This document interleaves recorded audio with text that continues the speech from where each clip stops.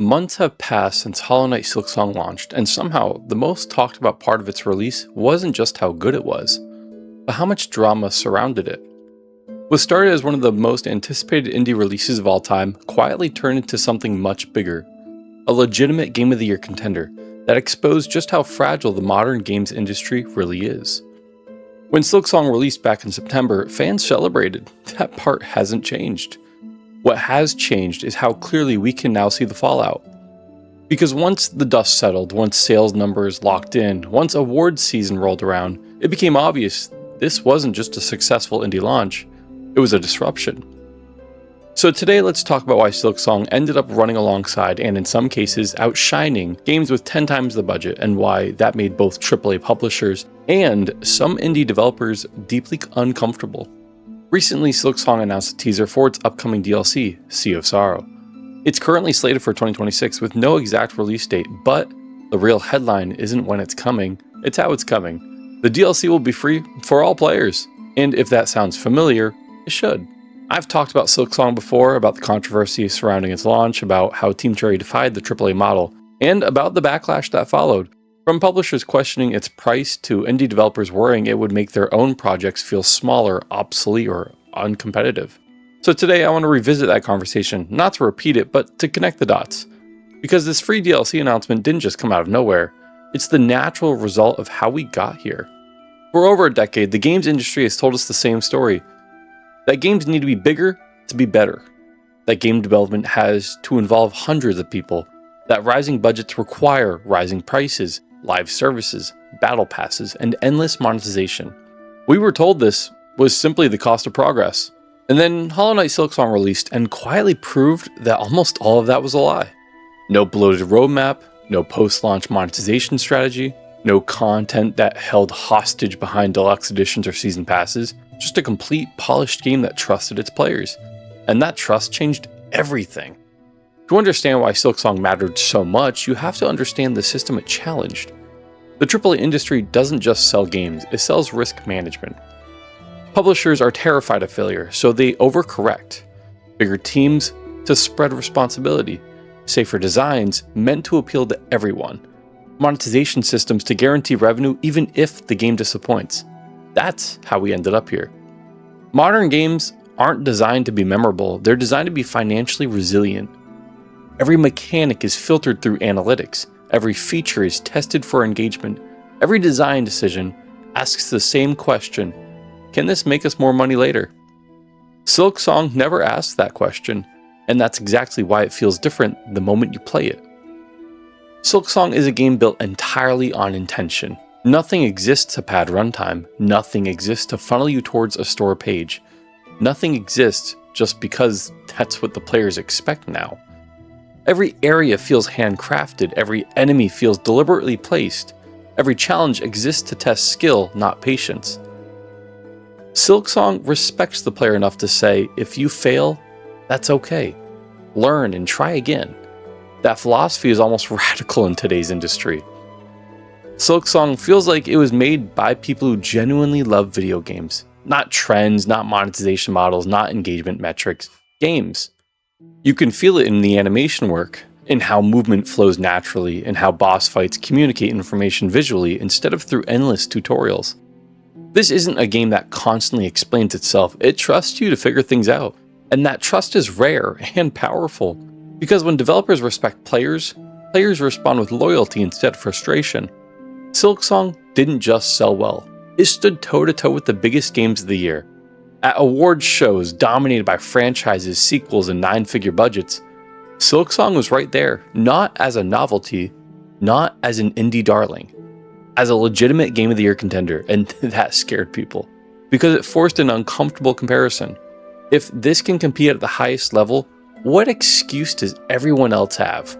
But Silksong wasn't alone. 4 out of the 6 Game of the Year contenders came from AA or indie studios, with even more dominating storefronts throughout the year. The cracks were starting to show. And then came the moment that made it impossible to dismiss Silksong as just another indie success. At the Game Awards, Hollow Knight Silksong won Best Action Adventure Game. That is not a niche category. It's also not an indie consolation prize. one of the most competitive awards of the entire show. This wasn't about vibes or goodwill, it meant Silksong was judged directly against massive action-adventure releases, games backed by hundreds of developers, global marketing campaigns, and budgets that could buy entire studios. And it won. That matters more than people realize, because this award isn't about sales numbers or hype. It's about design excellence, combat feel, world structure, player agency, moment-to-moment gameplay, the fundamentals that modern blockbusters often bury under spectacle and monetization. Silksong didn't win by being louder, it won by being tighter, more intentional, more respectful of the player's time and skill. And real quick, if you're enjoying this breakdown, this is exactly the kind of content I make here, real conversations about where gaming is heading. Hit the like button, leave a comment, and subscribe. It means more than you think. Now let's talk about the moment that really shook the industry. Then came the announcement that really rattled the industry. At Expedition 33's Game of the Year acceptance speech, the developers surprised everyone by announcing a free DLC update, a thank you to their fans. And a few days later, there was Hornet, standing against the waves, announcing free DLC for Silksong. No price tag, no upsell, just more content. In a market where even quality of life features are sometimes monetized, this felt unreal, and it resets the expectations overnight. Players never demanded free DLC. Developers chose to give back because they understood something the industry often forgets. Without the fans, none of this exists. These developers understand that the players are the voices they listen to, not these corporate machines. To be honest, I don't think they should respect the industry, because sometimes the industry just doesn't respect them, and that's because they have us and our trust. I am thankful for these studios because they give me something to look forward to, and not gonna lie, I would have paid for these DLCs regardless for both games, because they have built and gained my trust.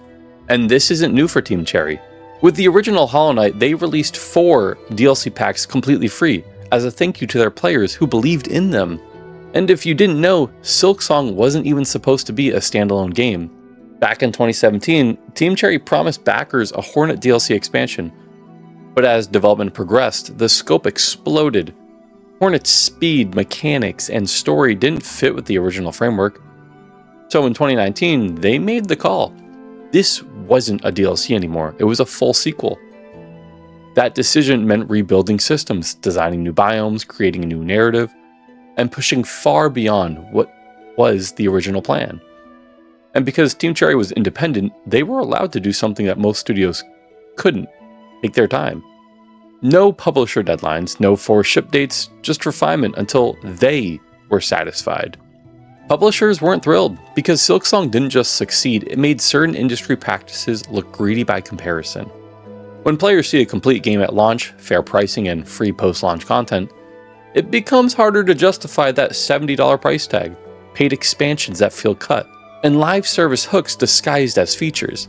Silksong didn't attack publishers, it simply showed another way, and that was enough.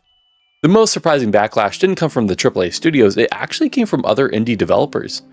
Some argued Silksong devalued their indie games, that its pricing and free DLC set unrealistic expectations, that players would now expect too much. But that argument misses the point. Silksong isn't a benchmark of cost, it's a benchmark of intent. Team Cherry could easily charge $40 or $50, fans would pay. Instead, they chose a price that felt fair, accessible, and welcoming, because they wanted people to play their game, not to be gated from it. They owed the industry nothing, but they owed the fans everything, and they knew it. Silksong proved players aren't asking for miracles, they're asking for honesty, for respect, for games that feel complete. They don't mind paying for quality, they mind paying for exploitation. And when a game respects them, they respond, not just with money, but with their trust. Hollow Knight Silksong didn't break the industry. It revealed what the industry is becoming. And in doing so, it reminded everyone, developers, publishers, and players alike, what games can be when passion leads and profit follows. This wasn't just a great release, it was a statement. And a statement it was indeed, and I can see exactly why everyone hypes Team Cherry up. I haven't played Silksong yet, and that's because I'm actually in the middle of playing Hollow Knight.